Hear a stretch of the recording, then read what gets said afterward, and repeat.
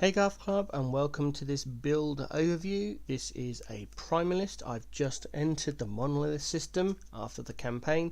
I am playing online because online is better in my opinion than any other form. Additionally, because I don't have a solid group of people to play with in my time zone when I'm available to play, I'm playing SSF. It's just easier and better. So let's get that disclaimer out of the way. Easier and better for me. If I had a solid group of people I could play with all the time, the same group of people, then of course I'll be doing multiplayer, but I don't, so that's that out of the way. Let's get into this. Let's get in. We'll go through the character, the skills. I did follow a guide for this on Maxroll. I'll include that in the description below. All the information in the guide will help you go through this build, and I followed that profusely. One thing I will say, if you're using the campaign walkthrough, is it doesn't cover most of the side quests. So what I did is, when I got to the end of the zone where we were going into the next area, or if I had any outstanding side quests, I'd just go and find them and do them myself, because the XP and the XP allowed you to level up quicker, and the gold allowed me to buy more runes of shattering to get my affixes from gear that I had found.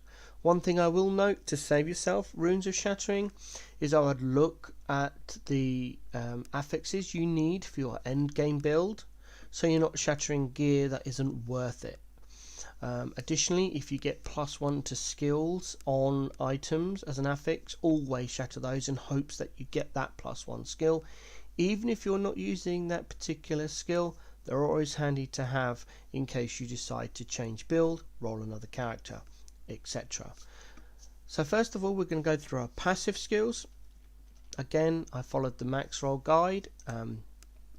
So I put 1 point into primal strength. I then started putting natural attunement in to unlock Hunter's Restoration. Did the 5 points there, and then I think I had to go back for natural attunement to unlock Survival of the Pack. Maxed that out and then went back and finished off natural attunement. I'm pretty sure that's how I did that. Once Primalist was done, I then moved into Druid, again following the guide. I'm not sure how I did this. I'm pretty sure I put enough in Chitinous Plating to unlock Claws of the Forest. I think it was 3 points in Claws of the Forest to unlock Focused Wrath, and then we did that, and then more points in one of these two to unlock Nightshade Fangs, to unlock Rancor, and then we finished off these three, made sure all these were maxed, and then took Fetid Resistance. After that we popped into Shaman to get Shamanic Infusion, and now we're currently working on Urzine Strength, which becomes 8 out of 8. After that I didn't look at the build guide to see where I go to, because I've got 4 levels to level up before I'm worried about that. On to the actual skills. Now this is the build's end game skills. You don't level with these skills. You level as a Primalist Maelstrom build, which is the big swirly cold dot, bit like Righteous Fire in PoE, but it's cool. Anyway, so that's how you level up. It's included in the build guide I've put below, but essentially you're running around with a wolf, a totem, a Maelstrom, swipe and Fury Leap to level up, but you're not actually specializing in anything but Maelstrom, and the build guide will show you how to go through that. Once you unlock certain skills, then you start specializing permanently. Werebear is the first form you get to specialize in as your end game variant, so we'll have a look at Werebear form. Now what I did was I rushed to take Barrage of the Swarm, but Barrage of the Swarm only works once you can specialize into Swarmblade form, which is a lot later. So I would suggest you'd still put 2 points into Territorial, 1 point into Enrage, and then not spec into this until you actually have your Swarmblade form, and then spec into all the other things. Take Urzine Heart first for your defense, then come down here, Rip and Tear, Dauntless, 1 point into Etera's Renewal, and then Invigoration. But at some point around there you'll open up Swarmblade form and you'll take Barrage of the Swarm. Awesome skill, and that allows you to switch into Swarmblade form. The next skill you specialize into is actually Swarmblade form. and you kind of redo 2 respecs. You respec out of Maelstrom for Swarmblade form, and you respec out of Swipe, I think it is, and take Serpent Strike. So they happen at the same time. So we'll go Serpent Strike first. So with Serpent Strike, what I did was I went up and got Cobra Lunge first, because these are simple 1-point nodes, and I think by this point your skill starts with 4 or 5 points. So I just put 2 points into Constrictor, took Cobra Lunge, took Musarana, leveled up, got the Sapping Coils, and then came down and got the Gouging Spear. And I think that is still the way to go. Get these bits first, the kind of fillers, and then get Gouging Spear. Max out Gouging Spear, max out the Culling Point, max out the Slither, and then come down for Hydra Strikes. I'm not sure why the last point is, because this is 3-3. The guide will tell you where to put the last point. If you get any pluses in the skill, again, follow the guide. It will show you where to do it. For Swarmblade form, you take Viper's Call straight away. That allows you to use your Serpent Strike in Swarmblade form, which is awesome. After that, you've got to come down and get Swarm's Fury. So it's kind of 2 points into Slashing Spiral, 2 points into Neverending Drove, and then take Swarm's Fury. After that, I actually would suggest go up to Bloodlust form, Swarm, to get the bleed, and then come down and finish off Neverending Drove, Plague of Locusts first, then Neverending Drove, and then go back to the guide and see where you need to put your points. After that, you're then looking at Summon Spriggan, which is your healing ally. And what I did is, because by this point I had, I think it's about 6 points in the skill, I put 1 point into Aura of Life, 1 point into Aura of Loyalty, 1 point into Aura Evasion, 2 more points into Aura of Life to unlock Aura of Kinship, 2 points in there, and then 4 points in Aura of Retribution. Then we went 2 points into Arboreal Vitality. I'm currently maxing out Warding Bark, and then the remaining points goes into Arboreal Vitality. And that's your Spriggan done. Finally, at level 50, you open up your last specialization, and we go into Warcry. Excuse me. Now what I did, as I took 1 point into Juggernaut straight away, I then came down and took Piercing Shout. I then come along here, got all of these 1 point nodes to come down to Raging Frenzy, and then went after Shallow Breath, and then I'm just filling out the rest of the points as per the guide.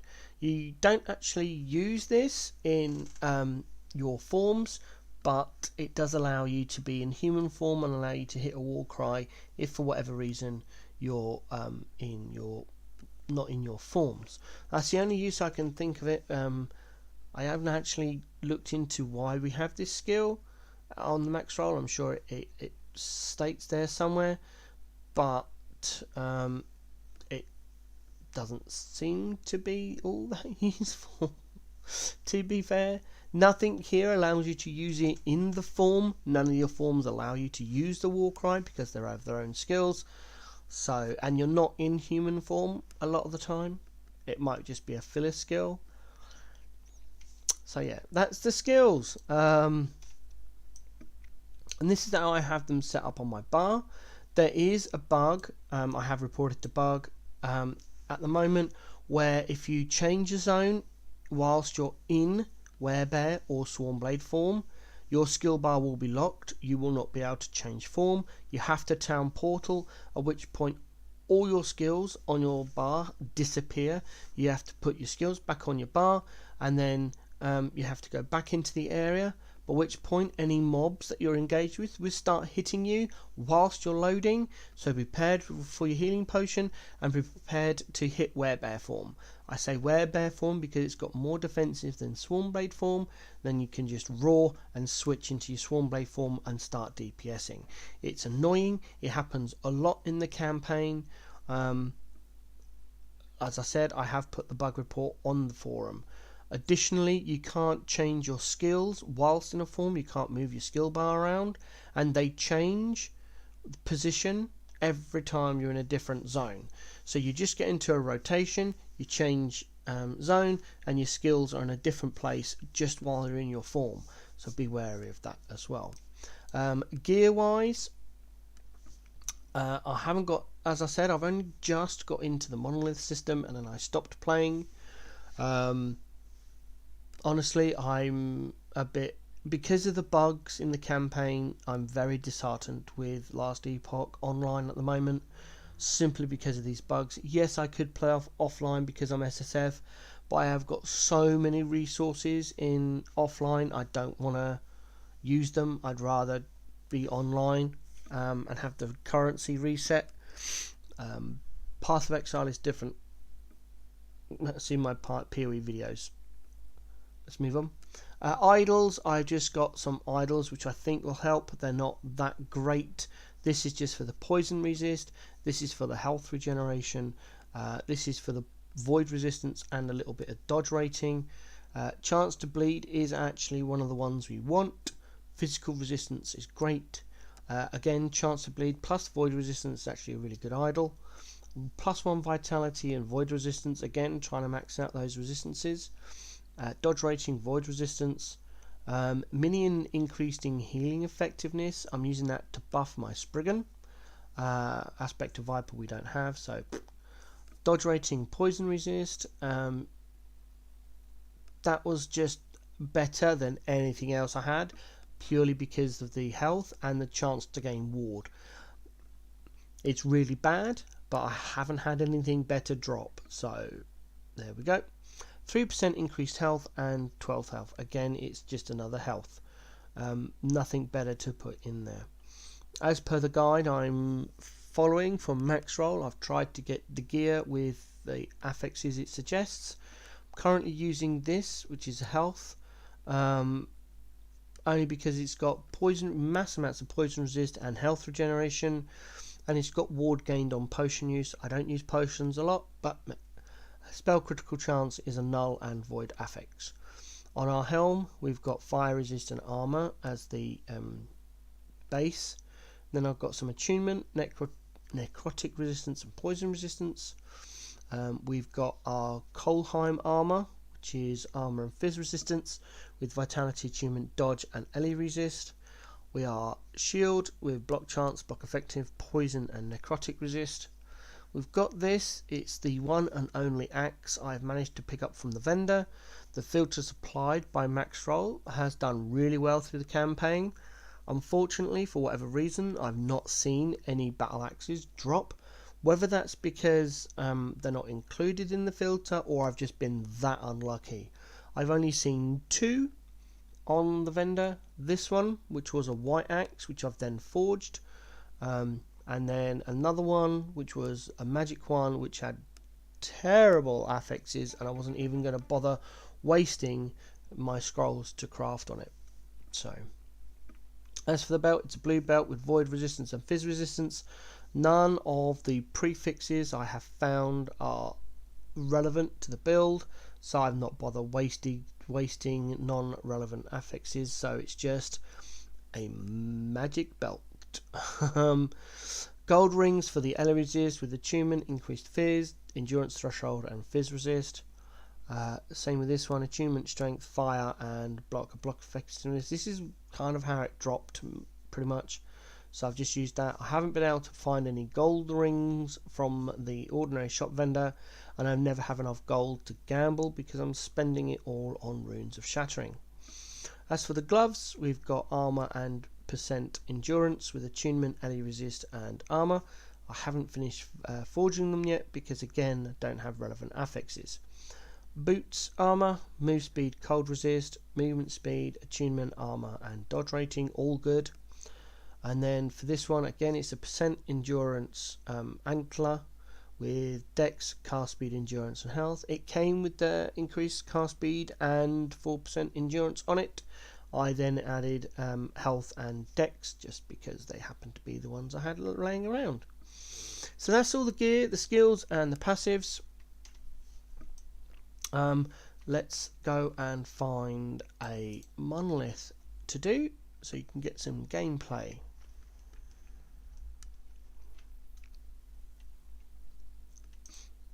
There we go. Right, where am I? Over here. Well, summon us brigand straight away. There it comes. What's this?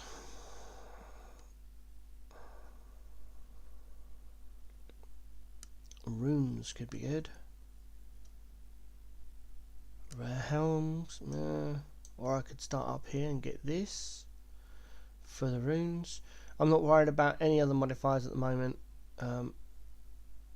Affect shards. Ooh, what's over here? Affect shards into runes or rare maces. We don't use maces. Terms of experience. Oh, we want that one. Let's go there.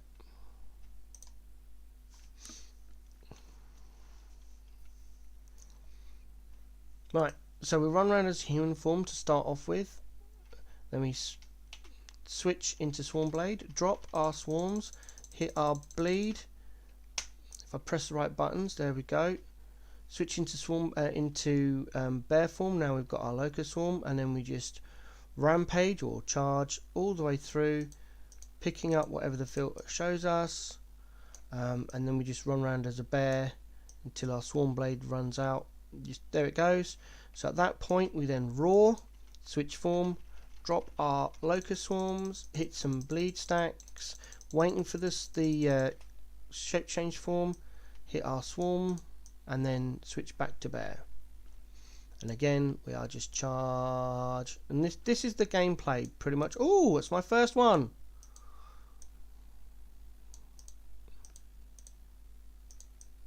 I'm picking up, if it shows on, a bit like PoE, if it shows on the filter, I pick it up. Right, we're out of Swarmblade again, so we roar again, switch to form, drop our locusts, do some bleed stacks, as many as you can get away with, until that shapeshift comes back off of cooldown. I'm not even sure I'm going the right way, but this seems to be the only direction I can go in at the moment.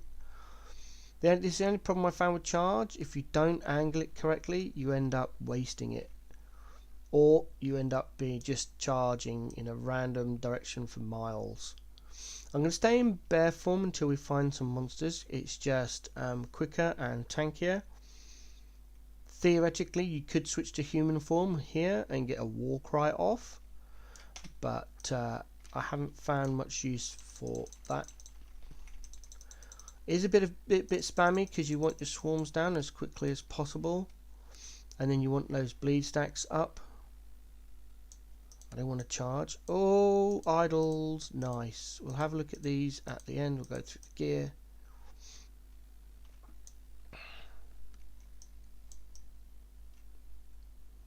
I think my LE resistances are capped. I'm not sure about the rest of my resistances. Boom. I've had to respec the portal button.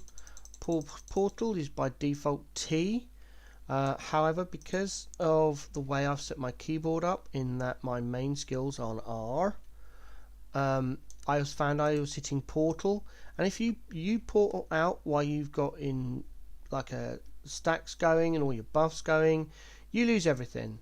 Additionally, because the game is set up like it, you also lose any loot on the floor, and you also respawn all the monsters, which is not ideal if you've just killed half of them. So accidental portaling is not that great.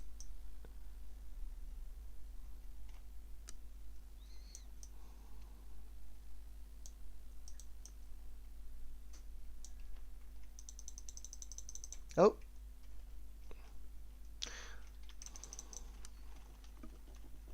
lots of manic tapping on the keyboard and mouse to get all the buffs up.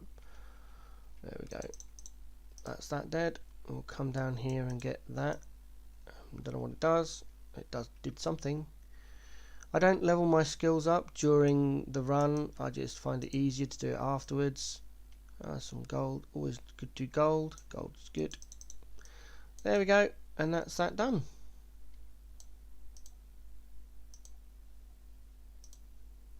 Crack open this, get some XP, boom. And then what I do is at the end of the Echo. I'll go back into human form because it's just easier. Okay, so let's look at our gear. What's this? So one-handed axe, twin charge, damage over time for minions, void damage. Oh, it's bad. It's bad. So we've got our idols. As you can see, I've got tabs set up for shattering, and then all legendaries and idols, just because I never know what's going to be happening in the future. Vitality and necrotic damage, go over there. Dot rating cold damage. Potion converted to ward, nope. Potion converted to ward. Mana and cold damage. Stun chance, void. Stun chance, poison resist. There we go. Right, what's this on it? Anything interesting? No. No. Nope. And no. Right, so we stash our first purple item.